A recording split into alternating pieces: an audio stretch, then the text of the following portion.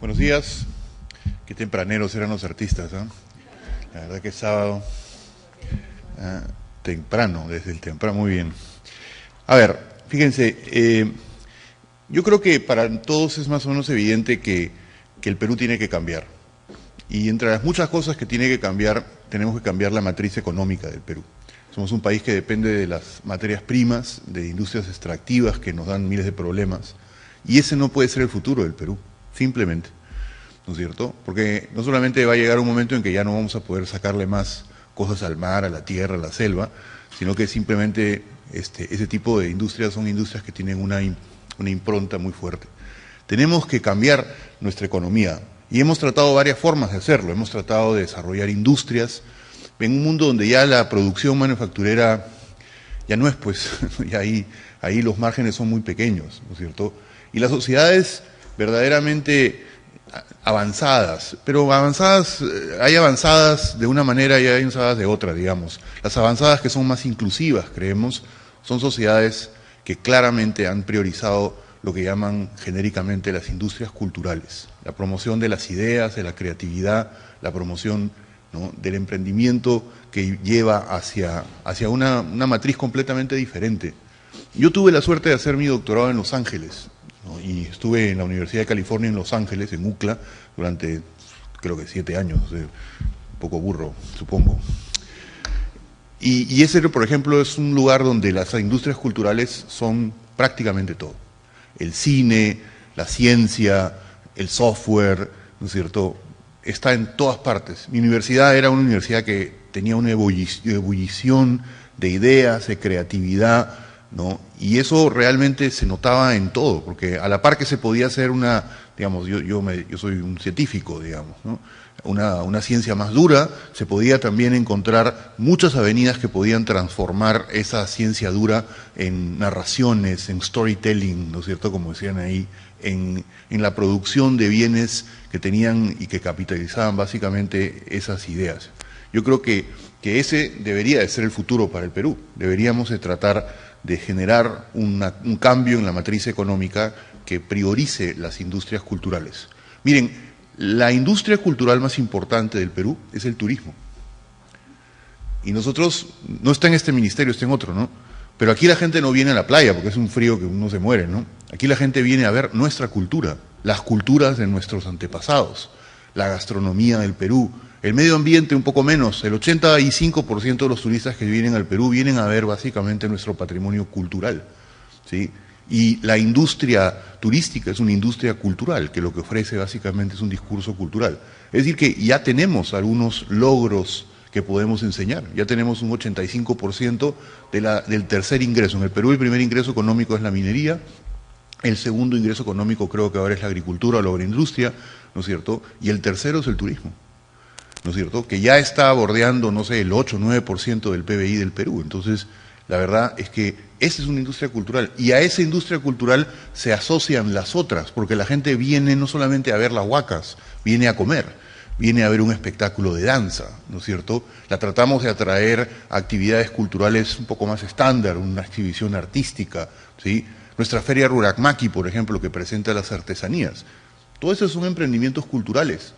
Y lo que creemos es que nuestro rol en ese proceso es absolutamente dispensable, no indispensable, dispensable. Es decir, el Ministerio de Cultura no tiene nada que ver con esto, porque nosotros no podemos hacer que la gente sea creativa, ¿sí? Es decir, eso en realidad viene del colegio, de la casa, de la sociedad en su conjunto, de las universidades. Nosotros, digamos, entramos en el proceso cuando ya se produjo ese milagro que hace que una persona se transforme en un creador, ¿sí? Y nuestro trabajo, de alguna manera, es acompañarlo en los siguientes pasos. Nuestro trabajo es hacerle la vida más fácil, no estar poniéndole barreras burocráticas, ¿no es cierto? También enseñarle que hay algunas formalidades que hay que hacer, ¿no? Porque aquí todos pagamos impuestos, nos guste o no. Entonces, ¿no es cierto?, hay que tratar de que eso se dé con una cierta lógica, que vayan creciendo, hay que incubar, se dice. Y el rol del Ministerio de Cultura debe ser eso. Pero sobre todo el rol del Ministerio de Cultura, y esta es una propuesta del área de artes del Ministerio de Cultura, es permitir eso que yo no soy del mundo de los negocios, o sea que no conozco mucho, pero he escuchado la palabra networking, ¿no es cierto?, por ahí. ¿sí? Y entiendo que es fundamental. En mi trabajo, en el trabajo científico, es absolutamente indispensable. Nadie puede dedicarse a la investigación si no tiene una red de personas que hacen cosas. Yo me dedico a la arqueología y trabajo con antropólogos físicos, trabajo con físicos que se dedican a los materiales, que estudian la cerámica, los textiles. Trabajo con gente que se dedica a estudiar, qué sé yo, la activación neutrónica, la fluorescencia, la difracción, todo gente de campos completamente diferentes que se conforman y se constituyen una red conectada, donde yo básicamente para poder lograr lo que quiero hacer tengo que tener una especie de diagrama como ese que está ahí. Yo soy un punto dentro de ese diagrama y estoy conectado a los otros. Si no conozco a la gente correcta, no puedo hacer absolutamente nada. No puedo lograr, ¿no es cierto?, digamos, no puedo lograr resolver los problemas que tengo que resolver.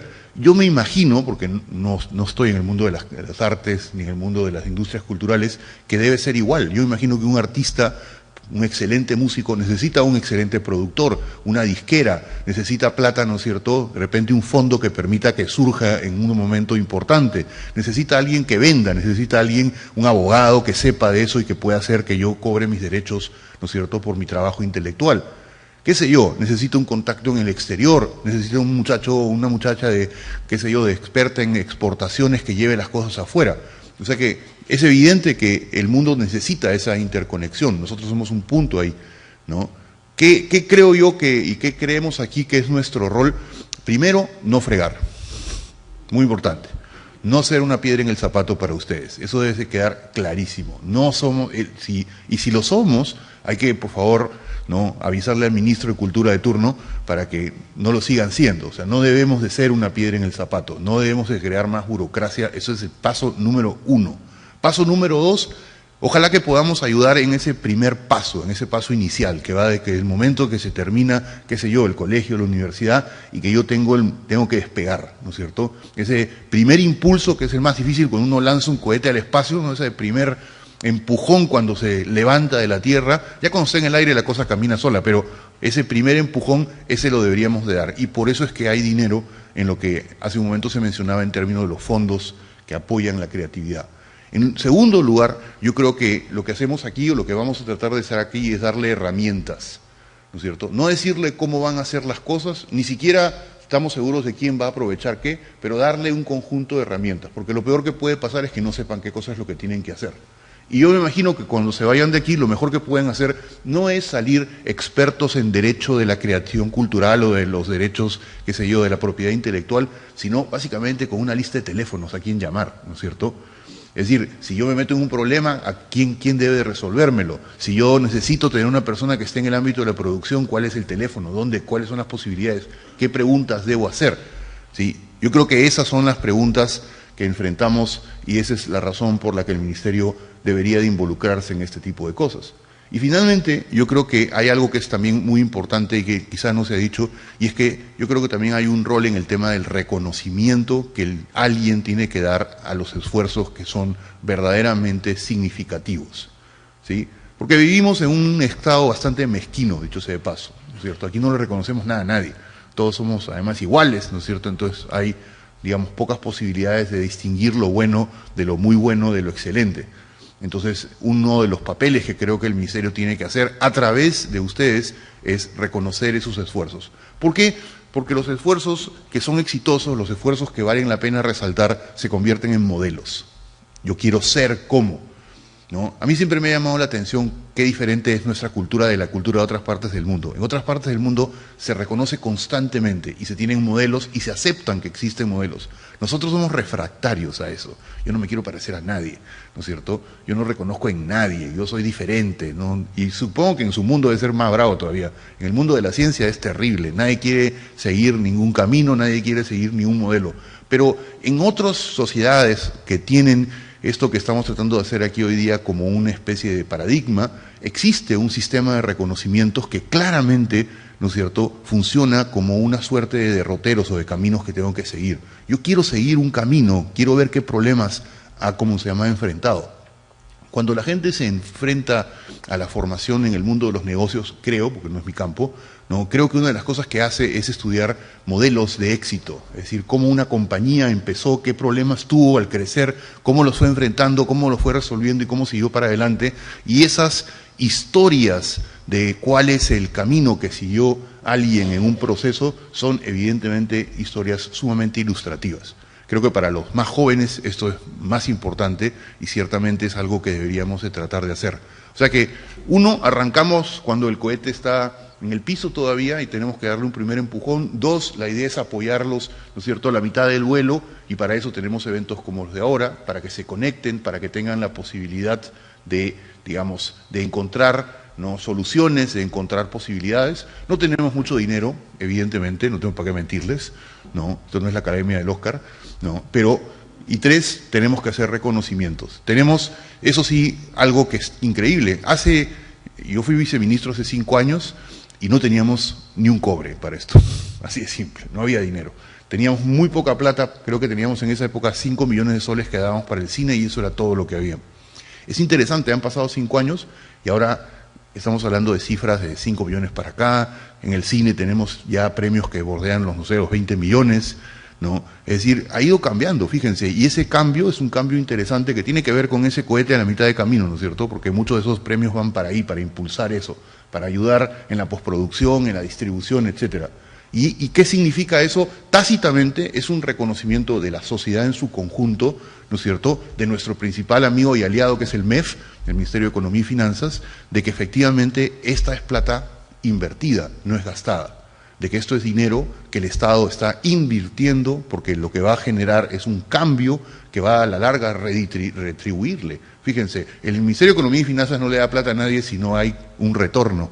Es decir, que si nos está dando dinero es porque se ha dado cuenta de que algo está saliendo de aquí, ¿no? De que alguien está haciendo bien las cosas. Ciertamente no nosotros, ¿no es cierto? Porque nosotros no somos aquí más que el vaso, ¿no es cierto? El agua son ustedes. Entonces, ese cambio en nuestra sociedad, que todavía es incipiente si lo comparamos con lo que hay en otros países de América Latina y del mundo.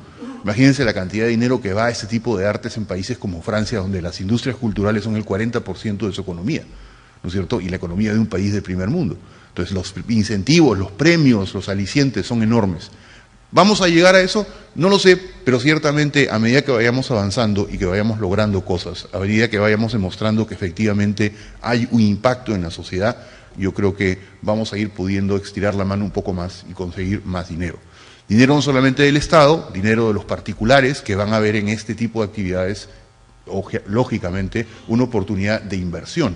No, la gente no pone plata porque es buena gente, la gente pone plata porque la va a recuperar, ¿no es cierto? O sea que lo que tenemos que generar también es una cultura, un milieu, digamos, ¿no es cierto?, donde podemos atraer inversión y esa inversión se puede convertir en una, digamos, en una inversión productiva que se puede recuperar, ¿no? Quizá en eso también podemos ayudar un poco, porque claramente podemos ayudar a que las normas que rigen ese tipo de comportamiento, ¿no es cierto?, se orienten hacia eso.